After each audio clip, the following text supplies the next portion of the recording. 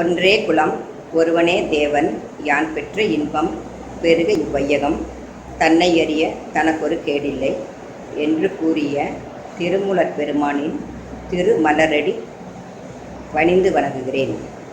உலகத் தமிழராய்ச்சி நிறுவன இயக்குனர் முனைவர் கோ. விசயராகவன், நாணியார் முனைவர் ஜெயபால், வரவேற்புரை வழங்கிய அருள்நிதி கணேசன், நன்றியுரை வழங்க உள்ள திரு தர்மலிங்கம், திருமூலர் ஆய்வு இருக்கையின் மைய பொறுப்பாளர்கள் மற்றும் ஆசிரியர்கள், இணையதள கல்வியை ஒருங்கிணைத்து நடத்தி கொண்டிருக்கும் திருமதி சுகன்யா மற்றும் அவரது கணவர் ஜீவானந்தம், பட்டய மாணவர்கள், திருமந்திர ஆர்வலர்கள், நிறுவன கண்காணிப்பாளர் திரு கோபி, அனைவருக்கும் எனது அன்பான வணக்கத்தை தெரிவித்துக் கொள்கிறேன். திருமந்திர அறிமுக உரைக்கு முன் உங்களுடன் ஒரு சில செய்திகள். மேனாள் முதல்வர் மாண்புமிகு அம்மா அவர்களின் இசைவுடன் தமிழக அரசின் ஆணை பெற்று 2014 திருமந்திரமும் வாழ்வியலும் என்ற பட்டய வகுப்பு நிறுவன இயக்குனரால் தொடங்கப்பெற்றது. இவர் 24/2/2016 திருமூலர் ஆய்வு இருக்கையை ஏற்படுத்தி கொடுத்தார். திருமந்திரத்தை உலக பொதுமறை ஆக்குதல், திருமந்திர கல்வியை உலக அளவில் கொண்டு செல்லுதல், சித்தர்களின் கலையை உலக பயன்பாட்டிற்கு கொண்டு வருதல் என்பன போன்ற பல்வேறு நோக்கங்களுடன் இவ்விருக்கை செயல்பட்டு வருகிறது. இருக்கை வழி 50க்கும் மேற்பட்ட நூல் வெளியீடுகள், 40 பயிலரங்குகள், 4 உலக அளவிலான மாநாடுகள், 50க்கும் மேற்பட்டவர்களுக்கு விருது வழங்கல், திருமந்திரம், திருவாசகம், காலக்கணித பட்டயங்களை நடத்தி வருதல், 50க்கும் மேற்பட்ட சிறப்பு பொழிவுகள் முதலான பணிகள் நடைபெற்று வருகின்றன. இப்பணிகளுள் ஒன்றான 2019-20 கல்வியாண்டின் திருமந்திர பட்டய வகுப்பின் இணையதள கல்வி இன்று இயக்குனர் அவர்களால் தொடங்கி வைக்கப்பட உள்ளது. இத்தகு பணிகளுள் இயக்குனர் பரிந்துரைத்த திருமந்திர கல்வியை பள்ளி கல்லூரிகளுக்கு கொண்டு செல்லுதல், குறிப்பாக வெளிநாட்டில் படிப்பவர்களின் எண்ணிக்கையை அதிகப்படுத்துதல், ஆண்டுக்கு ஒரு முறை வெளிநாட்டில் திருமந்திர மாநாடு நடத்துதல், உலக அளவிலான மிகப்பெரிய சிறந்ததொரு மாநாட்டை சென்னையில் 3 நாட்கள் நடத்துதல், உயராய்வு குழு பரிந்துரைத்த ஆய்வு திட்டங்களை அரசின் நிதியுதவியுடன்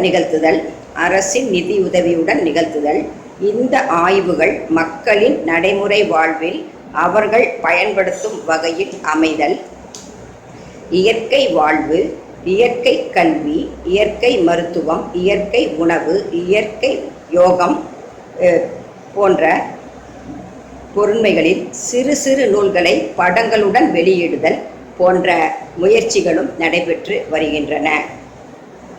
இத்தகு செயல் திட்டங்களை வழங்கி அரசு நிறுவனமான உலகத்தமிழ் ஆராய்ச்சி நிறுவனத்தின் மேம்பட்ட வளர்ச்சியை உலக அளவில் மிகச் சிறப்பாக எடுத்து சென்று கொண்டுள்ள இயக்குனர் அவர்கள் இவ்வகுப்பை தொடங்கி வைத்து வாழ்த்துரை வழங்குவதில் மிகவும் பெருமிதம் கொள்கிறேன்.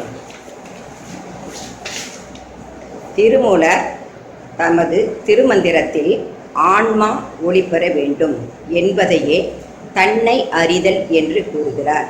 பகவத்கீதைக்கு பின் ஆன்மா பற்றி முழுமையாக எடுத்துரைக்கும் நூல் திருமந்திரமே.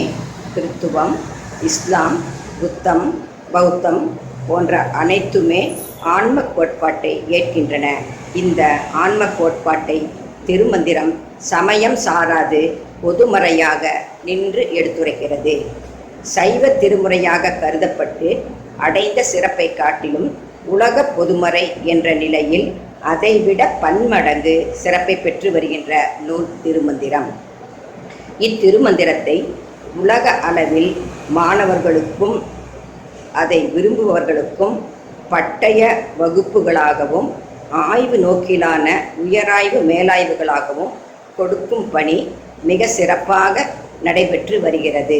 திருமந்திரத்தின் ஆழ்ந்த கருத்துகளின் அடிப்படையில் நடைபெறவுள்ள இந்த ஆய்வுகள் எக்காலத்தும் எவ்விடத்தும் எந்த சூழ்நிலையிலும் மக்களின் நடைமுறை வாழ்வியலுக்கு பெரிதும் பயன்தரும் வகையில் அமையும்.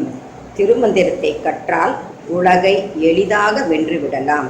இதன் பயனை மக்களுக்கு எடுத்துரைத்தால் சமூகமும் பயனடையும். எனவே அனைவரும் ஆன்மா ஆகிய தன்னை அறிந்தால் சமூகம் சிறந்து விளங்கும். உலக மக்கள் அனைவருக்கும் பொதுவான நூலான திருமந்திரம் இன்று வரை பக்தி இலக்கியம் என்ற கண்ணோட்டத்தில்தான் பார்க்கப்படுகிறது. ஆனால் திருமூலர் இயற்றிய போது பக்தி இலக்கியம் என்ற கண்ணோட்டத்தில் இது இயற்றப்படவில்லை. திருமந்திரத்தை ஆழ்ந்து படிக்கும்போது தான் இந்த உண்மை தெரிய வரும். அனைவருக்கும் அனைத்து காலகட்டத்திலும் பயன்படக்கூடிய பொதுவான மறைநூல் திருமந்திரம் ஆகும். திருமந்திரத்தை ஏன் படிக்க வேண்டும் என்ற எண்ணமும் படிப்பதால் என்ன பயன் என்ற கேள்வியும் இன்று பரவலாக நிலவி வருகிறது. திருமந்திரத்தை ஊன்றி கவனித்தால் இதற்கான விடை கிடைக்கும். தொன்மை காலத்தில் இது ஒரு புனித மறைநூலாக கருதப்பட்டது. கோவில்களில் ஓதுவார்களால் ஓதப்பட்டு தக்க விளக்கங்களும் கொடுக்கப்பட்டது. ஒரு மனிதன் இப்பூவுலகில் பிறந்து விட்டான் என்றால் அவன் தனது வாழ்வை செம்மையாக வாழ்வதற்கு 2 வகையான கல்வியும் 2 வகையான அனுபவமும் தேவைப்படுகின்றன. அவற்றுள் ஒன்று வாழ்வியல் கல்வி, மற்றொன்று வாழ்வாதார கல்வி. இவ்விரண்டில் எது முக்கியம் என்று பார்த்தால் இரண்டுமே சமநிலையில் இருந்தால்தான் ஒரு மனிதன் சமநிலையில் வாழ முடியும். எதை முதலில் கற்பது, எதை பின்னர் கற்பது என்பது கிடையாது. எந்தெந்த காலத்தில் எது கிடைக்கிறதோ அதை கற்பதுதான் நல்லது. வாழ்வியல் கல்வியாக எக்காலத்திலும் மக்களால் போற்றப்பட்டு மக்களுக்கு உணர்த்தப்படுவது திருமந்திரம் மட்டுமே. அதாவது மனிதன் மனிதனாக வாழ்வது எப்படி என கற்றுத்தருகிறது. வாழ்வாதார கல்வி என்பது நம்முடைய பொருளாதார தேவையை நிறைவு செய்வது. இரண்டையும் முறையாக செம்மைப்படுத்தி இரண்டர கலந்து வாழ்கின்றவன் பிறவா நிலையை அடைகிறான் என்கிறது அத்வைதம். அண்டத்தில் உள்ளது பிண்டத்திலும் உள்ளது, இது யாவரும் அறிந்த உண்மை. ஆனால் அண்டம் போலவே பிண்டமும் உள்ளது என்பது பலர் அறியாத உண்மை. எப்படி என்றால், அண்டத்தில் அருவ உருவமாக பொதிந்துள்ள பல செய்திகள் பிண்டத்திலும் அருவ உருவமாக பொதிந்துள்ளன. இதேபோல் அண்டத்தில் உள்ள பஞ்சபூதங்களாகிய நிலம், நீர், நெருப்பு, காற்று, ஆகாயம் ஆகியவை நம் உடலிலும் இருக்கிறது. இவ்வனைத்தையும் செம்மையாக மக்கள் எக்காலத்திலும் உணரக்கூடிய அளவிற்கு உணர்த்தப்படும் நூல்தான் திருமந்திரம். ஒரு மனிதனுக்கு 3 உடல்கள் இருக்கிறது என்பது அனைவரும் அறிந்த உண்மைதான். அவை பருவுடல், சூட்சும உடல், ஆன்ம உடல் என்பவை ஆகும். இதில் பருவுடல் நாம் கண்ணால் பார்க்கக்கூடிய உருவம் ஆகும். ஆனால் சூட்சும உடலும் ஆன்ம உடலும் நாம் பார்க்க முடியாத அருவமாக கருதப்பட்டு வருகிறது. ஒரு மனிதன் பிறக்கும் போது, அதாவது கரு உருவாகும் போது அவனுடன் முதலில் இணைவது ஆன்மா ஆகும். அதேபோல் அவன் இறக்கும்போது இறுதியில் பிரிவதும் இந்த ஆன்மாதான். இப்படி பிறப்புக்கும் இறப்புக்கும் இடையே வாழும் மக்கள் ஆன்ம உடலை உணராமலே காலத்தை கடத்தி விடுகின்றனர். ஆனால் இந்த ஆன்ம உடல்தான் பிறவா நிலைக்கும் பிறப்பிற்கும் காரணம் ஆகிறது. இதில் நம்முடைய செயற்பாடுகள் பாவ புண்ணியங்களாக சேர்க்கப்பட்டு விடுகின்றன. பாவ புண்ணியங்கள் அற்ற நிலையே பிறவா நிலையை அடைய காரணம் ஆகிறது. பாவ புண்ணியங்கள் உற்ற நிலையே மீண்டும் பிறப்பதற்கு காரணம் ஆகிறது. பிறப்புக்கும் இறப்புக்கும் இடைப்பட்ட காலத்தில் மனிதன் பருவுடலில், சூட்சும உடலில் மகிழ்ச்சிக்காக மட்டுமே வாழ்ந்து கொண்டிருக்கிறான். அவன் ஆன்ம உடல் என்ற ஒன்று உண்டு என்பதை மறந்து விடுகிறான். ஆன்ம உடல் உண்டு என்பதை உணர்த்த எழுந்த நூல் திருமந்திரம் மட்டுமே. தொன்மை காலத்தில் ஆன்மாவை பற்றி பேசப்பட்ட முதல் நூல் பகவத்கீதை. அதில் கிருஷ்ணன் அர்ஜுனனுக்கு ஆன்மாவை பற்றி மிக விளக்கமாக கூறுகிறான்.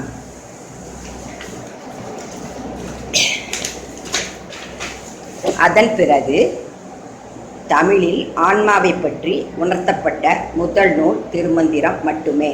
இதில் ஆன்மாவை பற்றி மிகவும் சூட்சமமாக கூறப்பட்டு உள்ளது. எப்படி ஆன்மாவை அறிவது கடினமோ அப்படி திருமந்திர கருத்துக்களை அறிவதும் கடினமே. திருமந்திரத்தை மேலோட்டமாக பார்த்தால் அது பருவுடல் அறிவு போல் தோன்றும். சற்று உள்நோக்கி பார்த்தால் அச்சம், கவலை, துக்கம், கோபம், மகிழ்ச்சி என்ற எண்ணங்களை கட்டுப்படுத்தக்கூடிய ஒரு சூட்சும உடல் என்பது தெரிய வரும். அதையும் தாண்டி ஆழ்ந்த பொருளை பார்க்க வேண்டும் என்றால் ஆன்ம உணர்வால் பார்த்தால் மட்டுமே ஆழ்ந்த ஆன்ம கருத்துக்கள் தெரிய வரும். இவை அனைத்துமே மெய்யியல் கோட்பாடுகள் என்றும் மெய்யியல் தத்துவங்கள் என்றும் வரையறுக்கப்படுகிறது.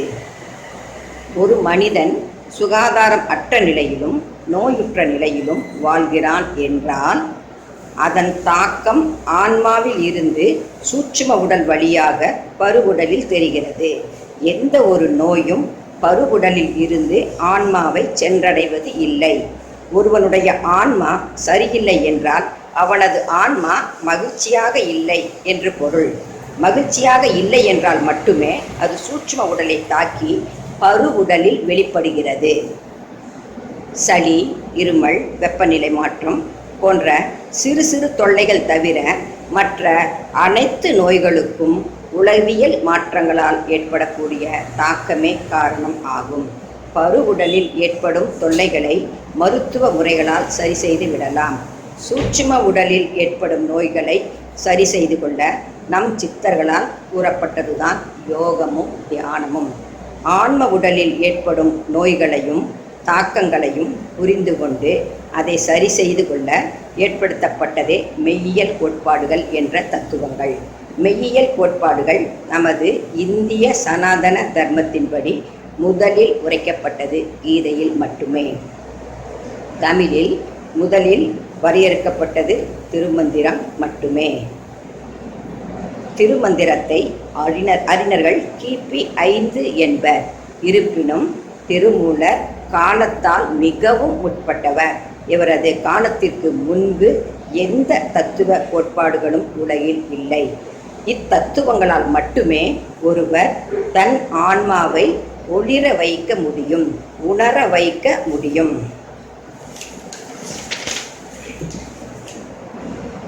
பருவுடலை உணர்ச்சிகளாலும் சூட்சும உடலை அனுபவத்தாலும் ஆன்ம உடலை உணர்வுகளாலும் மட்டுமே உணர்ந்து கொள்ள முடியும். இத்தகைய மிக முக்கியத்துவம் வாய்ந்த ஆன்ம உடலை வெளிக்கொணர்வதற்காக மட்டுமே திருமந்திரம் என்ற மறைநூல் இயற்றப்பட்டது. இதிலுள்ள தத்துவங்களை அவ்வளவு எளிதாக புரிந்து கொள்ள முடியாது. இத்தத்துவங்களை ஒரு மனிதன் புரிந்து கொண்டு விட்டால் அவனது வாழ்க்கை செம்மைப்பட்டுவிடும். ஆன்மா ஒளிர வேண்டும். இதுதான் திருமந்திரத்தின் மிக ஆழ்ந்த சாரம். இதற்காக திருமூலர் மிகச்சிறந்த பாடல்களையும் கருத்துக்களையும் கோட்பாடுகளையும் கூறியுள்ளார். ஒரு மனிதனின் ஆன்மா ஒளிர்ந்து விட்டது என்றால் அந்த ஒளியில் அவன் இந்த உலகை பார்க்கும்போது நல்லது எது, தீயது எது, செய்யக்கூடியது எது, செய்யக்கூடாதது எது என்பது அனைத்தையும் அறிந்து கொள்வான். வாழ்க்கையில் இதுவரையில் நாம் பெற்ற இன்பங்கள், அறிவுகள் அனைத்துமே சிற்றின்பமே, சிற்றறிவே. ஆன்மாவாக நாம் பெறும் அனைத்து அறிவுகளும் இன்பங்களும் பேரறிவே, பேரின்பமே. இதை உணர்த்துவதுதான் திருமந்திரம்.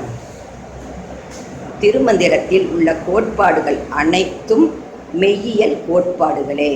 இதன் மூலமாக மனிதன் தனது வாழ்க்கையை செம்மை செய்து கொண்டால் அவனது ஆன்மா ஒளி பெறும். அந்த ஒளியில் உலகத்தை பார்க்கும்போது வாழ்க்கை நன்றாக புரியும். செய்யக்கூடாததை எவ்வாறு செய்யாமல் இருப்பது, செய்யக்கூடியதை எவ்வாறு செய்வது, தவிர்க்க வேண்டியதை எவ்வாறு தவிர்ப்பது, தவிர்க்கக்கூடாததை எவ்வாறு தள்ளி போடுவது என்பனவற்றை உணர முடியும். திருமந்திரத்தை நாம் 9 தந்திரங்களாக பார்த்து கொண்டிருக்கிறோம். ஆனால் உண்மையில் 9 தந்திரங்களும் ஆன்ம கோட்பாடுகளின்படி வேறு விதமாக வரையறுக்கப்பட்டுள்ளன. இதில் முதன்மையானதும் மிக உன்னதமானதும் இந்த மெய்யியல் கோட்பாடுகளே. 9 தந்திரங்களும் மெய்யியல் கோட்பாடு, நடுவங்கன கோட்பாடு, உடலியல் கோட்பாடு, உடல் இயக்கவியல் கோட்பாடு, உடல் ஆகம கோட்பாடு, ஆகம மெய்யியல் கோட்பாடு. இந்த 9 தந்திரங்களும் மெய்யியல் கோட்பாடு, உடலியல் கோட்பாடு.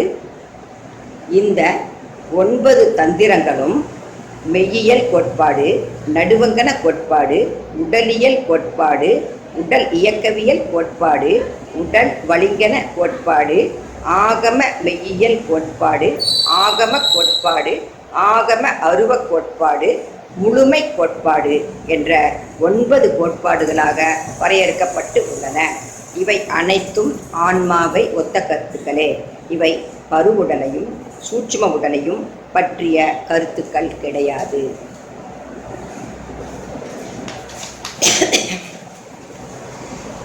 இவ்வாறாக அனைத்தையும் முழுமையாக அறியக்கூடிய ஒருவரால் மட்டுமே அட்டமா சித்திகளை அடைய முடியும். இச்சித்திகளை பருவுடலும் சூட்சும உடலும் பெற முடியும். இச்சித்திகளை பருவுடலில் சூட்சும உடலில் பெற முடியும். இச்சித்திகளை பருவுடலில் சூட்சும உடலில் பெற முடியாது. ஆன்ம உடலில் தான் பெற முடியும். ஆன்ம தீபத்தில், ஆன்ம ஒளியில், ஆன்ம வெளிச்சத்தில் மட்டுமே நாம் இறைவனை காண முடியும். இக்கருத்தை வழிமொழிந்த முதல் நூல் திருமந்திரம். இந்திய சனாதன தர்மத்தின்படி, இந்திய தத்துவ கோட்பாடுகளின்படி, இந்தியாவில் உள்ள இதிகாசங்களும் பக்தி இலக்கியங்களும் மறைபொருள்களும் கூறுவது ஆன்மா ஒன்றை பற்றியே ஆகும். இந்த ஆன்மா இருவகைப்படுகிறது என்றுதான் அனைத்து தத்துவ நூல்களும் கூறுகின்றன. ஒன்று மனிதனுள் வாழ்கின்ற ஜீவாத்மா, மற்றொன்று இறைவனாகிய பரமாத்மா. அத்வைதம், துவைதம், விசிஷ்டாத்வைதம் என்பன போன்ற பலவிதமான தத்துவ கோட்பாடுகளோடு இந்திய சனாதன தர்மத்தின் கோட்பாடுகள் விளங்குகின்றன. அத்வைதம் என்பது சைவத்தையும், துவைதம், விசிஷ்டாத்வைதம் என்பவை வைணவத்தையும் குறிக்கக்கூடியவை. ஆன்மா என்பது ஒன்றே என்கிறது அத்வைதம். ஆன்மா என்பது ஜீவாத்மா, பரமாத்மா என 2 என்கிறது துவைதம். பரமாத்மாவுக்குள் தான் ஜீவாத்மா இருக்கிறது என கூறுகிறது விசிஷ்டாத்வைதம். பரமாத்மாவுக்குள் ஜீவாத்மா என கூறுகிறது விசிஷ்டாத்வைதம். இந்த 3 கருத்துகளையும் ஒரு சேர உரைத்த நூல் திருமந்திரம் மட்டுமே. இதற்கு முன்பு கீதையில் மட்டுமே 3 கருத்துகளும் விளக்கப்பட்டது. 3 கருத்துகளையும் தனித்தனியாக பார்த்தாலும் ஆன்ம தத்துவம் விளங்கிவிடும். 3 கருத்துகளையும் சேர்த்து பார்த்தாலும் ஆன்ம தத்துவம் விளங்கிவிடும். 3 கருத்துகளையும் புரிந்து கொள்ளக்கூடிய வகையில் சிறப்பாக எடுத்து கூறியவர் திருமூலர். இத்தத்துவங்கள் ஓர் ஆன்மாவை மேலும் மெருகேற்றும். அதாவது தத்துவங்கள் ஓர் ஆன்மாவை மேன்மேலும் மெருகேற்றும். முதலில் ஒருவன் ஆன்மா தன்னுள் உள்ளதை உணர்ந்து கொள்வான். உணர்ந்து கொண்ட பிறகு அதனுடைய திரைகள் நாள்பட விலகும். திரைகள் விளக்கப்பட்டு ஆன்ம ஒளி வெளிப்படும். இந்த ஆன்ம ஒளி மேன்மேலும் ஒளிர 3 தத்துவங்களும் பயன்படும். திருக்குறளை போன்று திருமந்திரமும் உலக பொதுமுறை ஆக்கப்பட்டது. திருக்குறள் வாழ்க்கை கல்வியை பறைசாற்றுகிறது. ஆனால் திருமந்திரம் வாழ்வியல் கல்வியை எடுத்துரைக்கிறது. வாழ்க்கை கல்விக்கும் வாழ்வியல் கல்விக்கும் உள்ள வேறுபாடு என்னவென்றால், வாழ்க்கை கல்வியானது வாழ்க்கையை இப்படித்தான் வாழ வேண்டும் என்று கூறுகிறது. வாழ்வியல் கல்வியானது வாழ்க்கையை இப்படியும் வாழ்ந்து ஆன்மாவை சுகப்படுத்த வேண்டும் என்று கூறுகிறது. வாழ்க்கை கல்வியில் பருவுடலும் சூட்சும உடலும் மட்டுமே மகிழ்ச்சி அடைகின்றன. ஆனால் வாழ்வியல் கல்வியில் ஆன்ம உடல் மகிழ்ச்சி அடைகிறது. ஆன்மா ஒளியை அடைந்து விடுகிறது. ஆன்மா ஒளி பெற வேண்டும் என்றால் ஐம்புலன்கள் அடங்க வேண்டும். ஐம்புலன்களை அடக்க வேண்டும் என்றால் பருவுடலில் உள்ள புலன்களை அடக்க வேண்டுமா, சூட்சும உடலில் உள்ள புலன்களை அடக்க வேண்டுமா, ஆன்ம உடலில் உள்ள புலன்களை அடக்க வேண்டுமா என்பது மிகப்பெரிய கேள்வியாக கருதப்பட்ட காலத்தில் திருமந்திரம் ஒன்று மட்டுமே ஆன்மாவின்பால் ஒடுக்கப்பட்ட ஐம்புலன்களே போற்றப்பட்ட ஐம்புலன்கள் என்று கூறுகிறது. இக்கருத்து கீதையிலும் விளக்கப்பட்டுள்ளது. கிபி 19ஆம் நூற்றாண்டின் முற்பகுதியில் வாழ்ந்த வள்ளலார் பெருமானின் திருவருட்பா மெய்யியல் கோட்பாடுகளை விரிவாக உணர்த்துகிறது. அருட்பெரும் ஜோதி அருட்பெரும் ஜோதி தனிப்பெரும் கருணை அருட்பெரும் ஜோதி என்ற கூற்றில் ஆன்மாவை ஜோதியாகவே பார்க்க வேண்டும் என்கிறார். ஆன்ம ஒளி ஒளிர வேண்டும் என்பதுதான் அவர் வலியுறுத்திய எக்காலத்துக்கும் பொருந்தும் மிகப்பெரிய தத்துவமாகும். திருமந்திரம்தான் முதலில் ஒரு மனிதன் தன் ஆன்மாவை தனி மனிதனாக உணர வேண்டும் என்கிறது. இதை தனி மனித கோட்பாடாகவே கூறுகிறது. பின்பு தனி மனித கோட்பாடானது தன்னுடன் ஒத்து வாழக்கூடிய இன்னொரு ஆன்மாவோடு எப்படி வாழ வேண்டும் என்பதை கூறுகிறது. அதற்கடுத்து தனி மனித ஆன்மா சமூகத்தோடு இணைந்து எப்படி தாக்கத்தை ஏற்படுகிறது என்பதை சமூக கோட்பாடாக கூறுகிறது.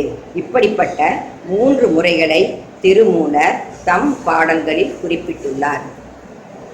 தனிமனித கோட்பாடாகிய வாய்மை, யாக்கை நிலையாமை, செல்வம் நிலையாமை, இளமை நிலையாமை, உயிர் நிலையாமை, அந்தணர் ஒழுக்கம், தான சிறப்பு, அறம் செய்வான் திறம், மகளிர் இழிவு, பிறன்மனை நயவாமை, கல்வி, கேள்வி கேட்டமைதல் போன்றவை ஒரு மனிதன் தன் ஆன்மாவை வெளிக்கொணர்வதற்கும் ஆன்மா ஒளி பெறுவதற்கும் வழிவகை செய்கின்றன. தனி மனிதன் மற்றொரு ஆன்மாவுடன் அன்புடைமை, கல்லாமை, கொல்லாமை, கள்ளுண்ணாமை, பொறையுடைமை, கூடா ஒழுக்கம், புறங்கூறாமை, கேடுகண்டு இரங்கல் போன்ற கோட்பாடுகளின் வழி வாழ்ந்து கொண்டு உள்ளான் என்றால் ஒரு தனிமனித ஆன்மா இன்னொரு ஆன்மாவின் பால் எவ்வாறு வாழ வேண்டும் என்பதை அறிந்து கொள்வான்.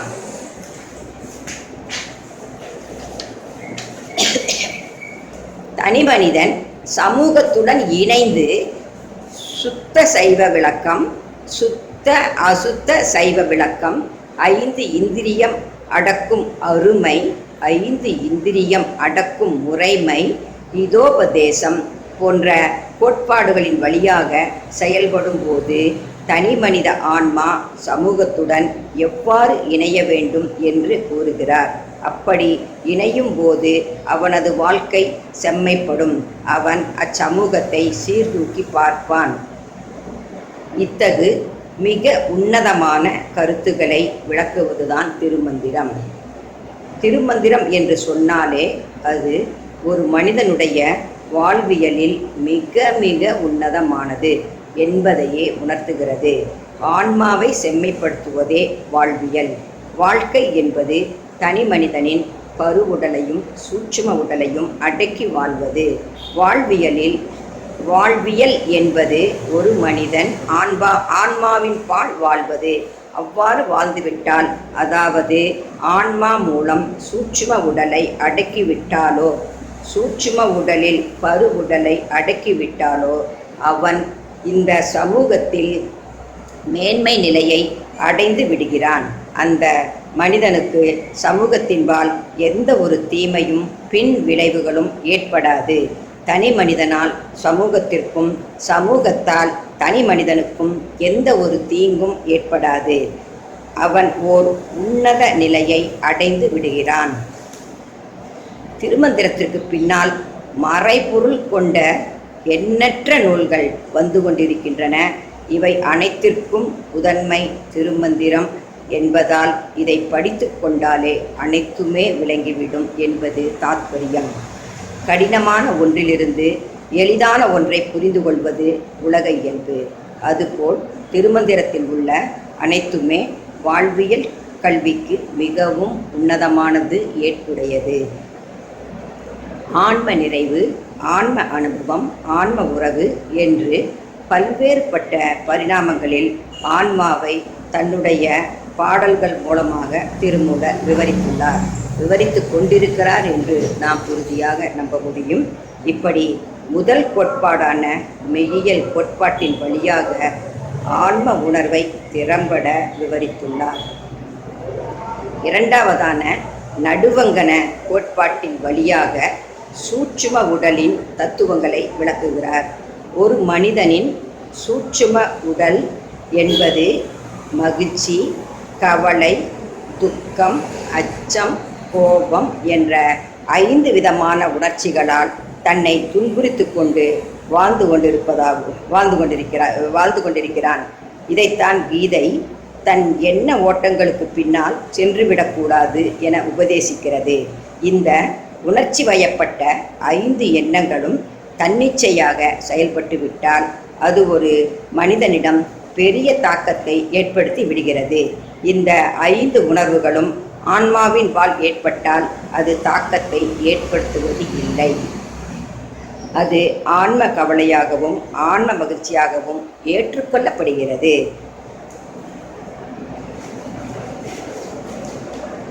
ஆன்ம உடலில் ஏற்படும் துக்கத்திற்கும் சூட்சும உடலில் ஏற்படும் துக்கத்திற்கும் வேறுபாடு என்னவென்றால், ஆன்ம துக்கம் என்பது சில காலகட்டங்களில் மாற்றப்படுகிறது, மனதில் பதிவுகளை ஏற்படுத்துவதில்லை. ஆனால் சூட்சும உடலில் ஏற்படும் துக்கம், கவலை, அச்சம் என்பவை ஒரு மனிதனின் மனநிலையில் ஏகப்பட்ட மாற்றங்களை உண்டாக்கி அழியா பதிவுகளாகிவிடுகிறது. இப்படி ஆன்மாவின் வழியாக தன் சூட்சும உடலை கட்டுப்படுத்த வேண்டும் என்பதை இரண்டாவது கோட்பாட்டின் மூலம் தெளிவாக விளக்குகிறார். மூன்றாவதான உடலியல் கோட்பாட்டில் 96 தத்துவங்களின் கூட்டாக பருவுடலை கூறுகிறார். அதுவும் ஆன்மாவின்பால் ஏற்படக்கூடிய உடலியல் தத்துவங்களே ஆகும். எந்த ஒரு மனிதனும் இப்பூமியில் பிறக்கும்போது ஆன்மா இல்லாமல் பிறப்பது இல்லை. எனவே 96 தத்துவங்கள் என்பது ஆன்மாவின்பால் வெளிக்கொணர வேண்டிய உடலியல் தத்துவங்களே ஆகும். நான்காவதான உடல் இயக்கவியல் கோட்பாட்டில் பருவுடல் எப்படி இயக்கப்பட வேண்டும், எப்படி இயங்கிக் கொண்டிருக்கிறது என்பதையும், இவை ஆன்மாவின்பால் இயங்கினால் உடலில் எவ்வித நோய்களும் பாதிப்புகளும் ஏற்படாது என்றும் விளக்குகிறார். ஐந்தாவதாக உடல் வலிங்கன கோட்பாட்டின் மூலம் ஆன்ம உடல், சூட்சும உடல், பருவுடல் ஆகிய 3ஆல் நோய்களும் உடல் உபாதைகளும் ஏற்படுகிறது. இவ்வாறு ஏற்படும் போது சூத்திரங்களால் எவ்வாறு அடக்க வேண்டும் என்று திருமூலர் கூறுகிறார். மேலும் இவர் யோக சூத்திரம், அட்டாங்க யோகம், பிராணாயாமம், தியானம் போன்றவற்றால் எவ்வாறு ஆன்மாவை சமநிலைப்படுத்த வேண்டும் என்றும் கூறுகிறார். ஆன்ம உடல், சூட்சும உடல், பருவுடல் ஆகிய 3ம் ஒரே நேர்கோட்டில் இயங்கினால் மட்டும்தான் ஒரு மனிதன் சமநிலையில் வாழ்வான், சமூகத்தில் உயர்ந்த மனிதனாக வாழ்வான். இவற்றை யோக சூத்திரம், யோக தந்திரம் என்ற கோட்பாடுகள் மூலமாக வெளிப்படுத்துகிறார். இதுவே பதஞ்சலி முனிவரால் யோக சூத்திரம் என்று 4 பதங்களாக பிரிக்கப்பட்டது. இதற்கு முழு முதற் காரணம் திருமூலர் கூறிய திருமந்திரமே ஆகும். ஆறாவதான ஆன்ம மெய்யியல் கோட்பாட்டில் பதி, பசு, பாசம் என்ற சைவ சித்தாந்த கோட்பாடுகளை விளக்குகிறார். சைவ சித்தாந்தம் என்பது அருவத்தின் கோட்பாடுகள் ஆகும். எனவே சித்தாந்தம் என்பது உருவத்தின் கோட்பாடுகள் ஆகும். வைணவ சித்தாந்தமும் சைவ சித்தாந்தம் அருவத்தின் கோட்பாடுகளை விளக்குவதற்குத்தான் உருவத்தை துணை கொள்கின்றது. வைணவ சித்தாந்தம் என்பது உருவத்தின் கோட்பாடுகள் ஆகும். ஒரு மனிதன் அருவத்தை மட்டும் வைத்து உருவத்தை பார்க்க முடியாது. ஆறாவதான மெய்யியல் கோட்பாட்டில் பதி, பசு, பாசம் என்ற சைவ சித்தாந்த கோட்பாடுகளை விளக்குகிறார். சைவ சித்தாந்தம் என்பது அருவத்தின் கோட்பாடுகளாகும். வைணவ சித்தாந்தம் என்பது உருவத்தின் கோட்பாடுகளாகும். ஒரு மனிதன் அருவத்தை மட்டும் வைத்து உருவத்தை பார்க்க முடியாது, உருவத்தை மட்டும் வைத்து அருவத்தை பார்க்க முடியாது. அருவத்தை தெரிந்தால்தான் உருவத்தை பார்க்க முடியும், உருவத்தை தெரிந்தால்தான் அருவத்தை பார்க்க முடியும் என்ற மிக மிக உயர்ந்த கோட்பாடுகளாகிய சித்தாந்த கருத்துக்களை விளக்குகிறார். சுத்தம் அசுத்தம் என்பனவற்றை விளக்கும் போது சுத்தம் என்றால் ஆன்ம சுத்தமே என்று மிக தெளிவாக கூறுகிறார். இந்த ஆகம மெய்யியல் கோட்பாடுகளே இந்து சனாதன தர்மத்தின் அச்சாரம் ஆகும்.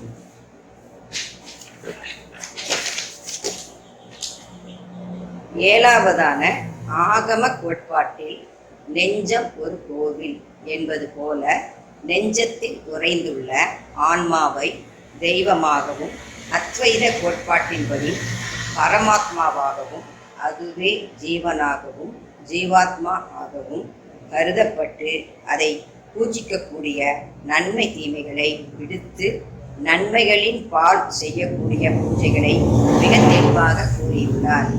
எட்டாவதான ஆகம அருவ கோட்பாட்டின்படி அண்டமே லிங்கம், ஆன்மாவே லிங்கம் என்ற லிங்க தத்துவத்தை மிக மிக அழகாகவும் சிறப்பாகவும் விளக்கியுள்ளார். ஒன்பதாவது கோட்பாடாகிய முழுமை கோட்பாட்டில் மேற்கண்ட 8 கோட்பாடுகளை முழுமையாக தெரிந்து கொண்டவர்கள் ஆன்ம தெளிவு பெற்று இப்பிறவியில் பிறவா நிலையை அடைவார்கள் என்றும், அவர்களுக்கு அட்டமா சித்திகள் கைகூடும் என்றும், ஆன்மா இன்புற்று வாழும் என்றும் மிக தெளிவாக விளக்கியுள்ளார். திருமந்திரத்தை ஆன்ம கோட்பாட்டின் வழி பார்த்தும் பழகியும் விட்டோம் என்றால் நாம் இச்சமூகத்தில் மிகவும் இனிமையாகவும் நிறைவாகவும் அமைதியாகவும் வாழலாம். மேற்சொன்ன 9 தத்துவங்களின் வழி திருமந்திரத்தை புரிந்து கொள்ளும் போது ஆன்ம உடல் உண்டு என்பதை உணர்த்தவும், ஆன்ம உடலை வெளிக்கொண்டு வரவும் எழுந்த நூலே இத்திருமந்திரம் என்பது தெரிய வரும். எனவே திருமந்திரத்தை ஆன்ம உணர்வால் பார்த்தால் மட்டுமே உடல் தத்துவங்கள் பற்றிய கருத்துகளும் ஆன்ம கருத்துகளும் தெளிவு பெறும். இவையே மெய்யியல் கோட்பாடுகள் எனப்படுகிறது. ஆன்மாவை ஒத்த கருத்துகளையே கூறும் மேற்சொன்ன 9 தத்துவங்களை ஆன்ம உடலால் மட்டுமே பெற முடியும். தத்துவங்களால் மட்டுமே ஆன்மாவை ஒளிர வைக்க முடியும். ஆன்மா சரியில்லை என்றால் அதன் தாக்கம் நோயாக மாறி சூட்சும உடலை தாக்கி கருவுடலில் வெளிப்படுகிறது என்று முன்னர் குறிப்பிட்டோம். எனவேதான் ஐம்புலன்களும் ஆன்மாவின் பால்தான் ஒடுக்கப்பட வேண்டும் என்கிறார் திருமூலர். ஆன்ம உடல், சூட்சும உடல், பருவுடல் ஆகிய 3ம் ஒரே நேர்கோட்டில் இயங்கினால் மட்டுமே மனிதன் சமநிலையில் வாழ்ந்து ஆன்ம தெளிவு பெற்று உயர்ந்த மனிதன் ஆக முடியும். தன்னை அறிதலாகிய ஆன்ம தெளிவை பெறுவோம், வாழ்வாங்கு வாழ்ந்து நிறைவாழ்வை பெறுவோம் என்று கூறி என்னுடைய திருமந்திர அறிமுக உரையை இத்துடன் நிறைவு செய்கிறேன். நன்றி, வணக்கம்.